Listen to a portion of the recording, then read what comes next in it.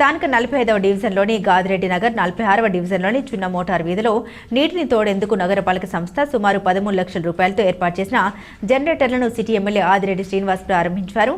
ఎన్నికల ముందు చూపిన మేరకు సమస్య పరిష్కరించామన్నారు. అనంతరం ఆయన మాట్లాడుతూ 45, 46 డివిజన్లలో లోతట్టు ప్రాంతాలైన గాదిరెడ్డి నగర్, చిన్న మోటార్ వీధి ప్రాంతాల్లో స్థానిక ప్రజలకు ఇబ్బంది లేకుండా వర్షపు నీరు అలాగే డ్రైనేజీల్లోని నీటిని తోడేందుకు కానీ ఈ జనరేటర్లు ఏర్పాటు చేయడం జరిగిందన్నారు. అలాగే చిన్న మోటార్ వీధిలో ప్రస్తుతం ఉన్న 5 HP మోటార్ స్థానంలో 10 HP మోటార్ ఏర్పాటు చేయించాలని అధికారులను ఆదేశించారు. స్థానికంగా ఉన్న అన్ని సమస్యల్ని తాము పరిష్కరిస్తామన్నారు. ముందు చూపు చర్యల్లో భాగంగా తాము నగరంలోని మేజర్ డ్రైన్లపై దృష్టి పెట్టి సీల్టును తొలగింపజేశామని, దానివల్లే వర్షపు నీరు రోడ్లపై కాకుండా డ్రైనేజీలో ప్రవహించిందని, ఏ ఒక్క రోడ్డు కూడా నీటి మునగలేదన్నారు. గత పాలకులు విధులు దోచుకోవడానికి పై మెరుగులతో నగరాన్ని రాళ్ల ముక్కలతో అద్దారు తప్పితే చేసే పనుల వల్ల ప్రజలు ఎంత ఇబ్బంది పడతారన్న కనీస అవగాహన లేకుండా అభివృద్ధి పనులు చేశారని మండిపడ్డారు.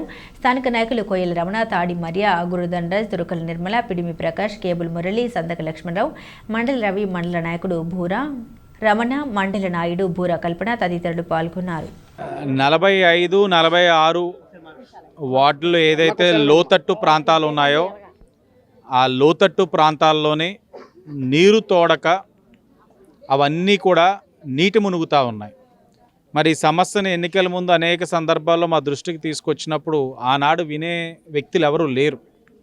వైఎస్ఆర్సీపీ అధికారంలో ఉన్నప్పుడు తక్షణమే ఎన్డీఏ కూటమి అధికారంలోకి వచ్చిన వెమ్మటనే 46 గాదిరెడ్డి నగర్, 45 గాదిరెడ్డి నగరు, 46 ఇందిరానగర్లో, ఆనందనగర్లో 2 ప్రాంతాల్లో కూడా ఈ జనరేటర్లు పెట్టి మరి శాశ్వత పరిష్కారం తీసుకురావడం జరిగింది. అలాగే ఇక్కడ మోటార్ కూడా 5 HP ఉంది, 10 HP కింద కూడా అప్గ్రేడ్ చేయమని చెప్పి కూడా చెప్పడం జరిగింది. వస్తూ ఉన్నప్పుడు చూసాం గత ప్రభుత్వంలో వీళ్ళు చేసిన డ్రైన్స్ పనితీరు. అసలు డ్రైన్స్ ఎలా నీరు ఉందో అలాగే ఉంటా ఉంది. అసలు మరి వీళ్ళు ఇన్ని లక్షలు పెట్టి డ్రైన్లు ఏం చేయించారో నాకు అయితే అర్థం కావట్లే. అంటే ప్రజాధనాన్ని దుర్వినియోగం చేసేశారు. ఎవరైనా చేస్తున్నప్పుడు ఆ డ్రైన్ వాల్ ఎటు ఉంది, వాటర్ పెట్టుకొని నీరు వెళ్తుందా లేదా అన్నీ చెక్ చేసుకుంటారు. మేము చూస్తూ ఉన్నాం, నీరు ఇందాయించి చూస్తాం కదులుతుందేమని అలాగే ఉంది. అంటే ప్రజా డబ్బుని ప్రజా సంపదని ఎలా కొల్లగొట్టాలో వైఎస్ఆర్సీపీకి మించిన సిద్ధహస్తులు ఎవరూ లేరు.